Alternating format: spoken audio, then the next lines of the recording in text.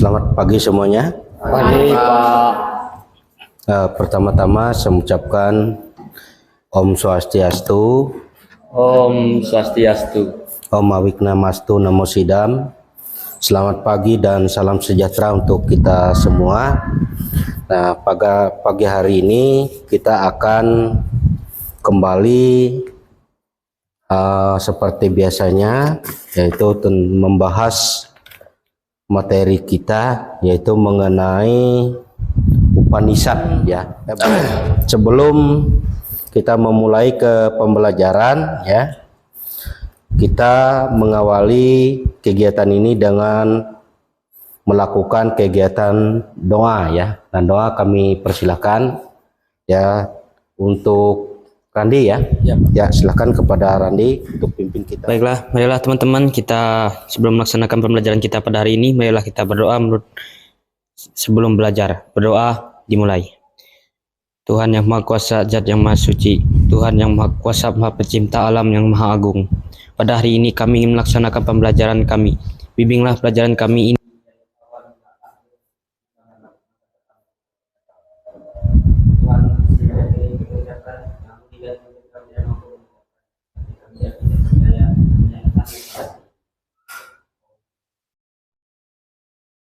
Ya, terima kasih ya kepada anak Randi yang sudah memimpin kita dalam doa ya untuk mengawali kegiatan pembelajaran kita pada pagi hari ini ya.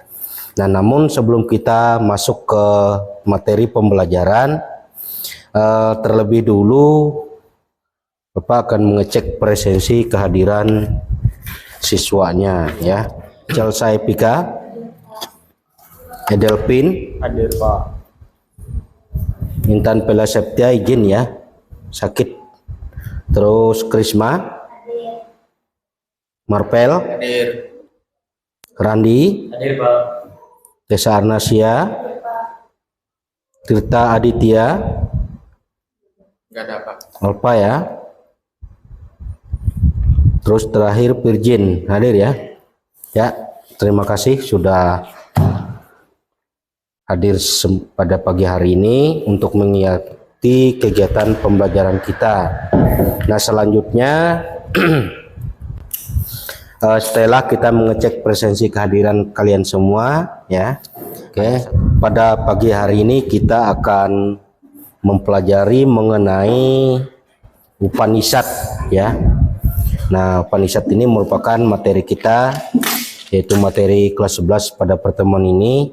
Nah, di mana sebelum kita membahas tentang Upanishad secara lebih rinci, Bapak akan menyampaikan tujuan pembelajaran kita pada pagi hari ini.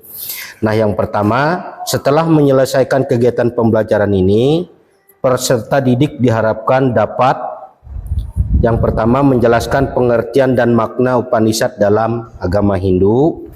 Terus yang kedua, mengidentifikasikan ajaran-ajaran penting yang terdapat di dalam Upanishad. Terus yang ketiga, mengaitkan ajaran Upanishad dengan kehidupan sehari-hari ya. Nah, itu merupakan tujuan pembelajaran kita pada pagi hari ini, dan model pembelajarannya adalah TIPEC ya. Model pembelajaran TIPEC. Nah, selanjutnya kita masuk ke kegiatan inti ya, atau kegiatan pembelajaran. Nah, yang pertama adalah A, mengenal Upanishad. Kitab suci Weda merupakan sumber pengetahuan bagi umat Hindu. Nah, kemudian kitab suci Weda terbagi menjadi dua, yakni Weda Shruti, yaitu Weda yang ditulis melalui pendengaran langsung, dan Weda Smrti yang ditulis melalui ingatan. Nah, secara historis ya, kitab suci Weda ini ada dua fase ya penulisannya, yaitu menurut Upanishad ya. Yang pertama, Weda itu ditulis berdasarkan pendengaran langsung. Nah, artinya Maharshi yang menerima wahyu ini dia mendengar secara langsung tentang ajaran-ajaran kitab suci Weda dan menulis dan mendokumentasikannya. Nah, selanjutnya dalam kitab suci Upanishad, Brahman adalah penyebutan untuk Tuhan. Maharshi Upanishad menyebutkan Brahman untuk menyatakan yang maha tinggi. Nah, di dalam agama Hindu, Brahman disebut sebagai Ida Sang Hyang Widiwasa yang memiliki arti Ida itu artinya beliau atau dia, Sang berarti materi, Hyang berarti gaib, dan Widi berarti takdir, dan Wasa berarti penguasa. Nah, Ida Sang Hyang Widiwasa berarti beliau yang berupa materi dan bersifat gaib yang menguasai takdir, ya. Nah, itu pengertian secara keseluruhan dari Ida Sang Hyang Widiwasa. Terus yang kedua ada Atman. Istilah Atman berasal dari kata an yang berarti bernapas. Nah, melalui napas makhluk hidup dapat bergerak. Napas merupakan elemen terpenting dalam kehidupan makhluk, ya. Nah, sedangkan menurut Sankara arti kata Atman berasal dari kata at yang memiliki arti makan atau memperoleh. Nah, dengan demikian dapat disimpulkan bahwa Atman merupakan sumber kehidupan makhluk hidup atau jiwa yang mengalami rasa senang dan rasa duka. Nah, selanjutnya ada Astanga Yoga yang merupakan tahapan-tahapan yang mesti ditempuh dalam menjalankan aktivitas yoga. Nah, dalam bahasa Sanskerta, Astanga memiliki arti 8 komponen atau anggota badan. Nah, jadi Astanga Yoga bisa diartikan sebagai 8 tahapan yang ditempuh dalam melaksanakan yoga, ya. Nah, yoga ini, ajaran tentang yoga ini pertama kali dikemukakan oleh Maharshi Patanjali, ya. Nah, kemudian dari Astanga Yoga ini kita akan menjelaskan lagi. Yang pertama adalah yama. Yama adalah suatu bentuk larangan atau pengendalian diri yang harus dilakukan oleh seseorang dari segi jasmani, yang terdiri dari 5 perintah sekaligus pantangan dan pengendalian diri, ya. Yang pertama ahimsa. Ahimsa ini artinya tidak melakukan kekerasan. Satya. Satya itu artinya jujur, ya, bersikap jujur dan sebagainya. Terus ada asteya dan berikutnya ada brahmacari. Brahmacari itu merupakan tahapan hidup untuk belajar, ya. Dan aparigraha itu wajib dilakukan di setiap keadaan, ya. Terus ada santosa, selalu puas dengan apa yang datang. Terus yang berikutnya ada swadhyaya. Swadhyaya ini itu adalah merupakan cara atau mempelajari kitab-kitab keagamaan, baik itu kitab Veda, kitab Sukti, kitab Smriti, dan kitab-kitab agama Hindu yang lainnya. Nah, selanjutnya ada swadhyaya, ya, mempelajari kitab-kitab keagamaan, dan iswara pranidana, yaitu selalu bakti kepada Tuhan. Nah, bakti kepada Tuhan itu contohnya seperti apa? Ibadah, ya. Nah, selain ibadah, apalagi yang disebut dengan cara manusia atau umat itu berbakti kepada Tuhan selain beribadah? Berdoa. Ya, berdoa termasuk merupakan bagian dari peribadatan, ya. Terus apalagi?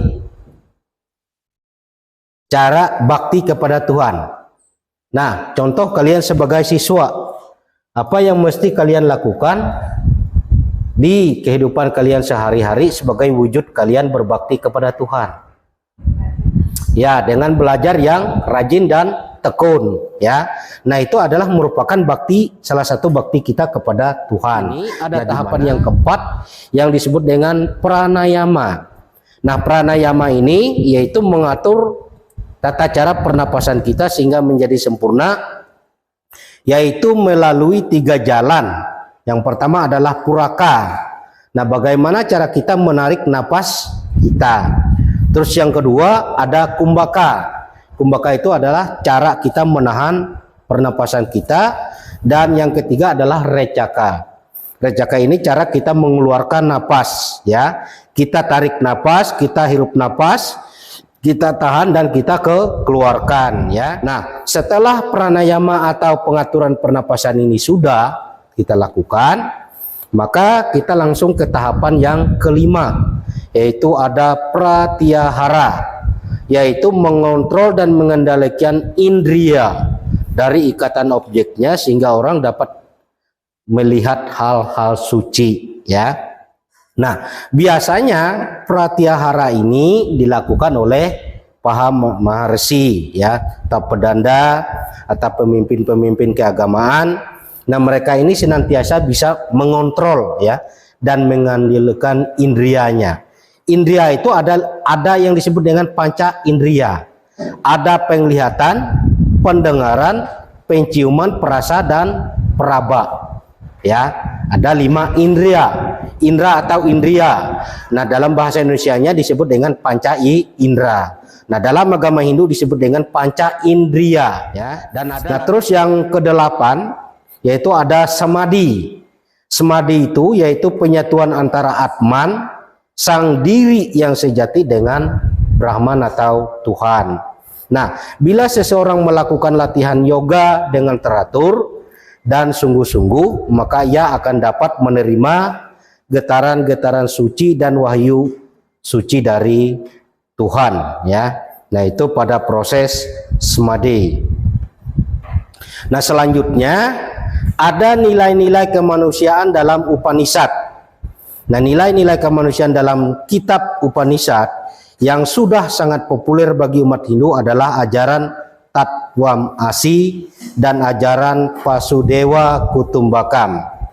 Nah, kedua ajaran kemanusiaan ini sampai sekarang ini masih menjadi teladan, ya, atau diteladani oleh umat Hindu dalam kehidupan sehari-hari, ya. Nah, dalam ajaran agama Hindu kita mengenal yang namanya Tattvamasi. Nah, Tattvamasi ini kita menganggap bahwa orang lain itu sama dengan diri kita sendiri. Nah, sehingga kita tidak boleh mencaci makinya, mencelanya, menghinanya, mengejek dan sebagainya. Karena pada prinsipnya secara umum manusia itu di hadapan Tuhan semuanya sama, ya. Tidak, ya. Dalam agama Hindu kita mengenal hukum Tattvamasi. Nah, dalam ajaran agama Kristen, baik itu Kristen Katolik dan Kristen Protestan, ada yang namanya hukum kasih. Ya, sama saja sebenarnya prinsipnya. Nah, kita kaitkan, ya, dengan hukum kasih itu sama dengan Tattvamasi dalam agama Hindu. Ibaratnya ini dalam hukum Tattvamasi dan hukum kasih ini, misalnya orang menempeleng pipi sebelah kananmu, maka kamu seharusnya jangan membalas. Kalau kita mengamal hukum kasih, maka kasihlah pipi sebelah kiri. Nah, itu gambarannya. Karena pada prinsipnya segala bentuk tindakan kekerasan tidak perlu kita balas dengan kekerasan. Nah, ibarat api, untuk memadamkan api itu tidak mungkin kita menggunakan api, maka kita menggunakan air. Nah, segala sesuatu yang berupa tindakan atau perbuatan yang tidak baik itu maka akan dapat dipadamkan dengan perbuatan yang baik dan benar, ya. Nah, itu dalam agama Hindu kita mengenal namanya hukum Tattvamasi, ya. Nah, ajaran Tattvamasi dapat menumbuhkan hubungan yang serasi atas dasar asah, asih dan asuh antar sesama manusia. Nah, serta ada ajaran Trihitakarana, ada ajaran Tripararta dan Catur Paramita. Ya, ini merupakan ada beberapa konsep, ya, ajaran dalam agama Hindu. Nah, seperti adanya ajaran dasar asah, asih dan asuh, ya, antar sesama, ya, artinya saling mengasah, saling mengasihi dan saling menjaga. Nah, ada Trihitakarana, ya, 3 cara untuk mendapatkan kebahagiaan, ya. Terus ada Tripararta dan Catur Paramita. Nah, ini adalah konsep, ada beberapa konsep dalam agama Hindu untuk mewujudkan upaya menerapkan nilai kemanusiaan dalam Upanishad, ya. Nah, demikian, ya, materi yang sudah Bapak jelaskan. Nah, dalam PPT ini ya, silahkan kalau ada yang ingin ditanyakan boleh bertanya ya sebelum kita masuk ke sesi berikutnya. Kalau ada pertanyaan silahkan. Kalau tidak ada, kita akan mengamati gambar pada modul ya. Nah, ini pada tampilan di layar monitor ya, ada sebuah gambar ya. Itu ada sebuah gambar seorang guru dan dikelilingi oleh murid-muridnya yang berada di bawah pohon. Nah, jadi dari gambar ini silahkan kalian menyimpulkan nanti apa saja yang mereka lakukan pada materi ini ya. Ini ada murid yang bersimpuh atau duduk di dekat guru. Nah, tujuannya adalah mereka ini, guru di depan ini mengajarkan tentang ajaran-ajaran yang ada dalam kitab suci. Nah, di mana di depannya itu ada kitab suci Upanishad dan Weda ya. Nah, nanti boleh kalian simpulkan ya dari gambar ini yang sudah disampaikan. Nah, selanjutnya sebelum kita masuk ke proses pembelajaran berikutnya, silakan kalian berdiri, kita mengambil pimpin, mulai ya. Nusa satu bangsa, satu bahasa kita, Indonesia tercinta, nusa bangsa dan bahasa kita bela bersama. Oke, tepuk tangan ya. Silakan duduk kembali. Terima kasih ya. Kita sudah melakukan ice breaking. Gimana? Masih bisa melanjutkan? Bisa ya? Masih semangat? Oke ya. Nah, tadi Bapak sudah menyampaikan ini. Nah, dari gambar yang kalian amati di depan ini, boleh kita ambil kesimpulan dari kegiatan atau aktivitas di depan itu adalah merupakan kegiatan apa? Ada yang bisa? Belajar ya. Nah, belajar ini kaitannya adalah dengan materi apa tadi? Upanishad. Nah, secara umum pengertian Upanishad itu apa? Silakan.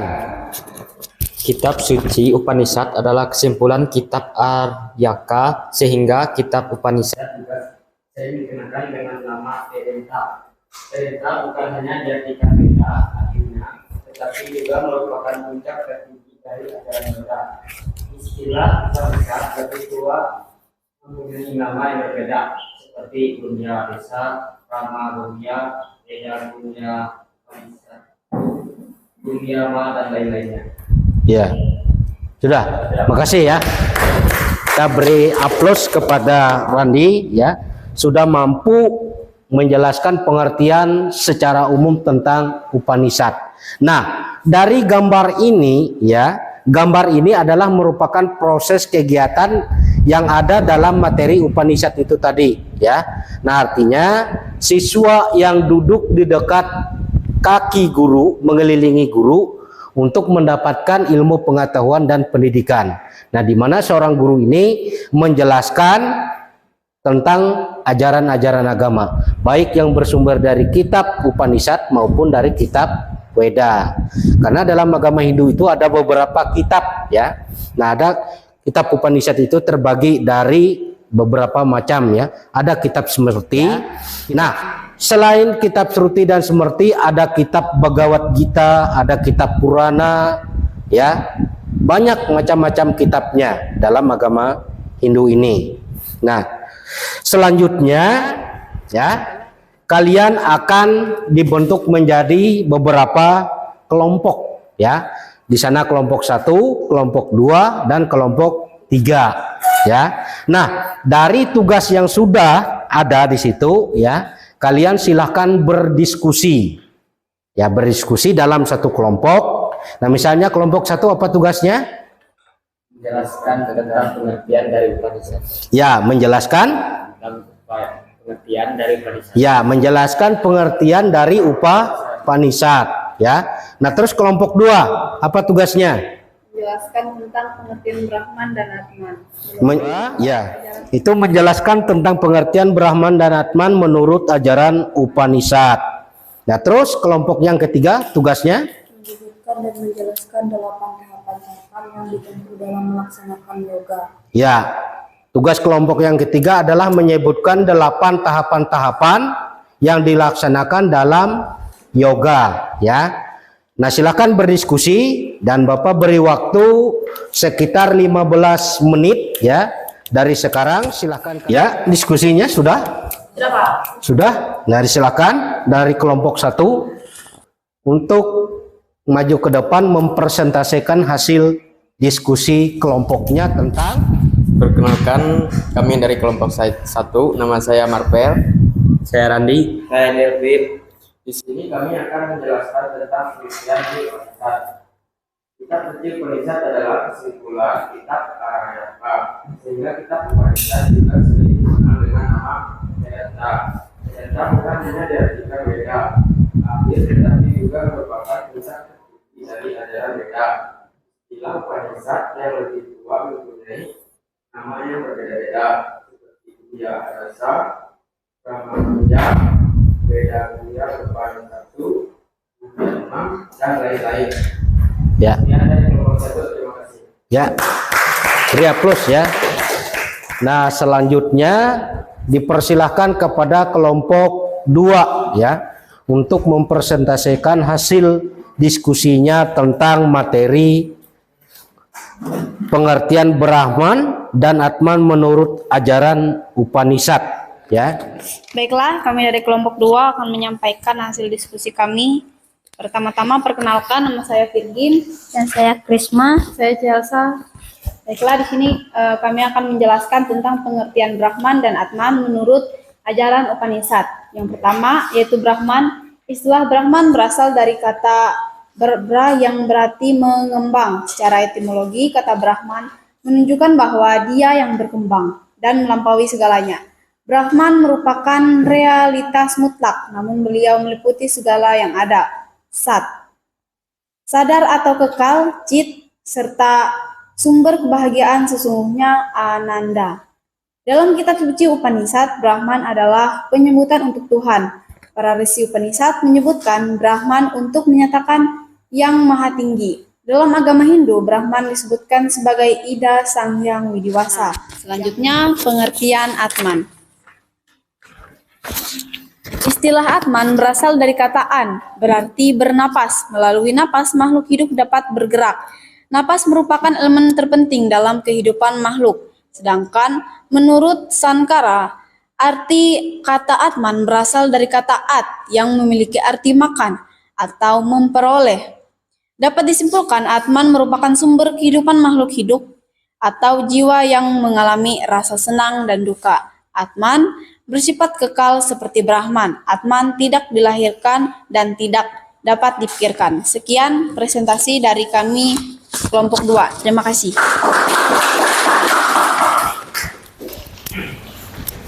Baik, kami dari kelompok 3 ingin menyampaikan hasil presentasi kami, yaitu tentang menyebut dan menjelaskan 8 tahapan-tahapan yang ditempuh dalam melaksanakan yoga, yaitu A. Yama. Yama adalah suatu bentuk larangan atau pengendalian diri yang harus dilakukan oleh seorang dari segi jasmani.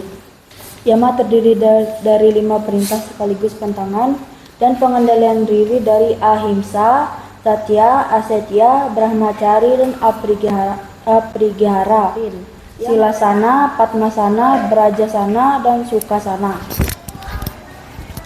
D. Pranayama. Pranayama yaitu mengatur pernapasan sehingga menjadi sempurna melalui 3 jalan, yaitu puraka, menarik napas, kumbhaka, menahan napas, dan recaka, mengeluarkan napas. Dan selanjutnya F, daharana. Daharana yaitu usaha-usaha untuk menyatukan pikiran dengan sasaran yang diinginkan. Datnya yaitu pemusatan pemikiran yang tenang, tidak tergoyah kepada suatu objek. Datnya dapat dilakukan terhadap isya dewata. Samadhi yaitu penyatuan Atman, sang diri sejati dengan Brahma. Bila seorang melakukan latihan yoga dengan teratur dan sungguh-sungguh, ia akan dapat menerima getaran suci dan wahyu Tuhan. Baik, itulah hasil presentasi dari kami kelompok 3. Terima kasih. Terima kasih ya, sudah 3 kelompok ini menyampaikan presentasinya ke depan kelas ya, dengan tema yang berbeda-beda, di mana diakhiri dengan kelompok 3 ya, yang menyampaikan menyebutkan dan menjelaskan 8 tahapan-tahapan yang ditempuh dalam melaksanakan yoga. Dengan berakhirnya presentasi tadi ya, maka kalian sudah dapat memahami secara keseluruhan tentang materi Upanishad ya. Nah, untuk selanjutnya Bapak akan membagikan LKPD atau lembar kerja peserta didik. Nah, di situ ada tugasnya. Nah, di situ tugas dan latihan. Kalian bisa menjawabnya di dalam kolom yang sudah disediakan ya.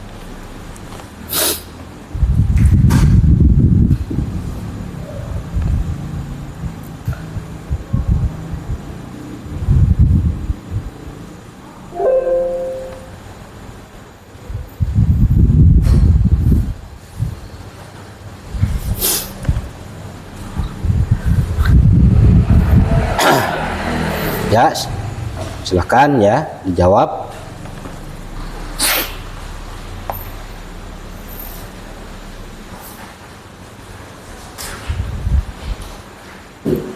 Kalau ada yang sudah, boleh dikumpulkan ya. Sudah ya? Ya, sudah.